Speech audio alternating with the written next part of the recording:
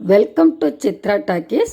இன்றைக்கி இந்த வீடியோவில் ரொம்ப டேஸ்டான வாழைக்காய் பஜ்ஜி எப்படி செய்கிறேன்னு பார்ப்போம்.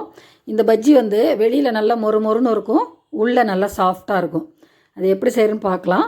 அதுக்கு முன்னாடி எல்லோரும் என் சேனலை சப்ஸ்கிரைப் பண்ணிவிட்டு இந்த வீடியோ ஃபுல்லும் பார்த்து முடிச்சுட்டு லைக் பண்ணி கமெண்ட் பண்ணி ஷேர் பண்ணிவிடுங்க.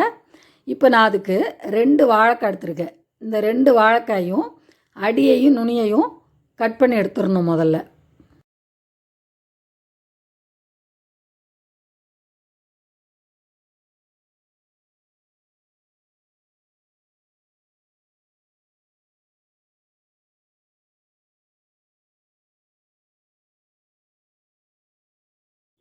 அப்புறம் ஒரு சிப்ஸு கட்டையில் ஒரு பக்கம் உள்ள மேல் தோலை சீவி எடுத்துடணும். முதல்ல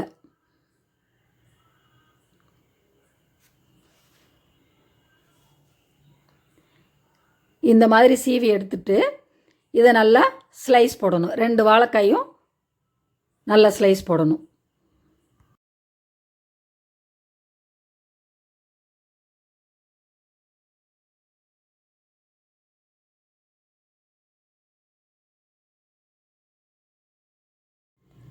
இந்த மாதிரி ஸ்லைஸ் போட்டு வச்சுட்டு இதுக்கு ஒரு மாவு ரெடி பண்ணணும்.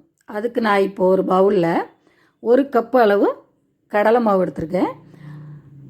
அதே கப்பில் 1/4 கப்பு அரிசி மாவு, 1 ஸ்பூன் மிளகாப்பொடி, 1/4 ஸ்பூன் பெருங்காயப்பொடி கண்டிப்பாக சேர்க்கணும். அப்போ தான் நல்லா வாசனையாகவும் டேஸ்ட்டாகவும் இருக்கும். 1/4 ஸ்பூன் பேக்கிங் சோடா, தேவையான அளவு உப்பு. இது எல்லாத்தையும் தண்ணி ஊற்றாமல் கிளறிக்கணும். ஃபஸ்ட்டு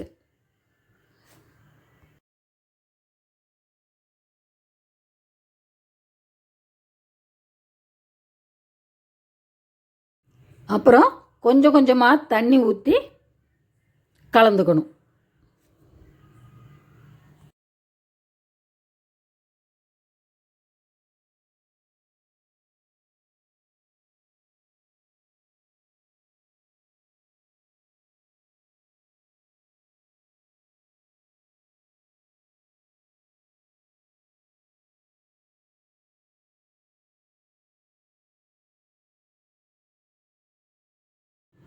இந்த பதத்துக்கு கலந்து வைக்கணும். இதை ஒரு இட்லி மாவு பதத்துக்கு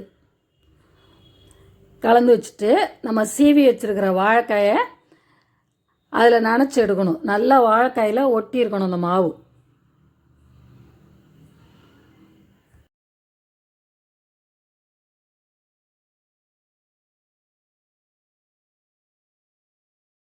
இந்த மாதிரி நனைச்சி அந்த சூடாகிட்டு இருக்க எண்ணெயில் ஒன்றா போடணும்.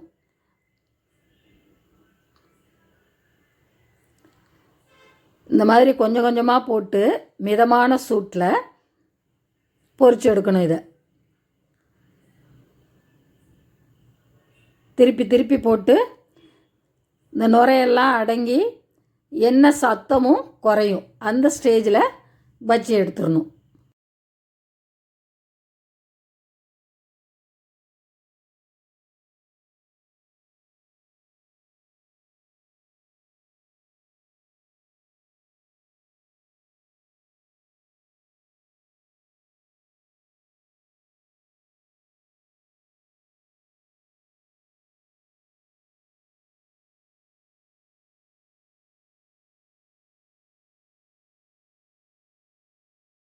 அவ்வளோதான்.